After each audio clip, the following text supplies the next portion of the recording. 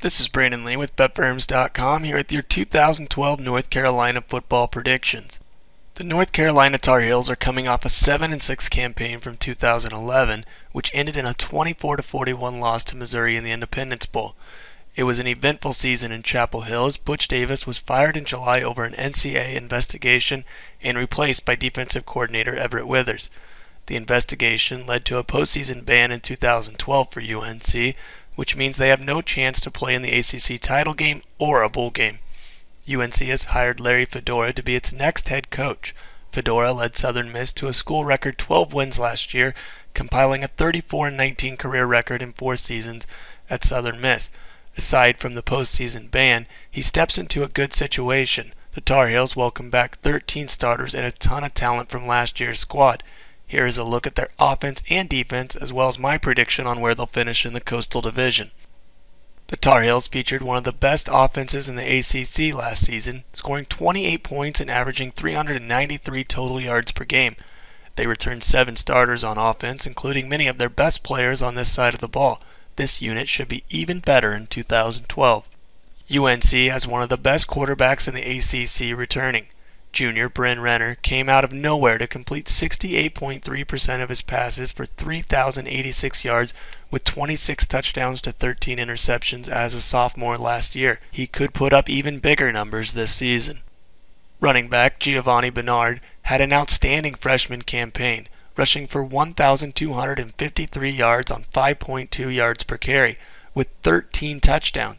Bernard also caught 45 passes for 362 yards and a score, and he could easily lead the ACC in rushing in his sophomore year. Backing him up will be junior A.J. Blue and talented freshman Romar Morris. Their biggest loss on offense is at receiver, where Dwight Jones went undrafted before signing with the Houston Texans. The Tar Heels do return senior Eric Highsmith and senior Jerani Boyd. They also add in 4 very highly touted receivers, and sophomore tight end Eric Ebron returns. This team is in good hands along the offensive line with 8 of their top 10 returning. North Carolina has 4 starters and 93 career starts coming back. Leading the way is second-team All-ACC left tackle James Hurst and second-team All-ACC left guard Jonathan Cooper. This figures to be one of the best offensive lines in the conference. There is room for improvement defensively as the Tar Heels surrendered 24.8 points and 365 total yards per game last season. The low point on defense were giving up 59 points to Clemson and 41 to Missouri, both losses. North Carolina returns 6 starters on defense, but they lose arguably their 2 best players. The defensive line suffers the biggest loss as 2-time first-team All-ACC defensive end Quentin Coples was selected in the first round by the New York Jets this offseason. The Tar Heels have gone to a new 3-3-5 scheme, which will call for a hybrid defensive end outside linebacker. 2 starters return up front, and junior defensive end Kareem Martin and senior defensive tackle Sylvester Williams. The linebacker corps loses its best player and first-team All-ACC Zach Brown, who was taken in the 2nd round by the Tennessee Titans.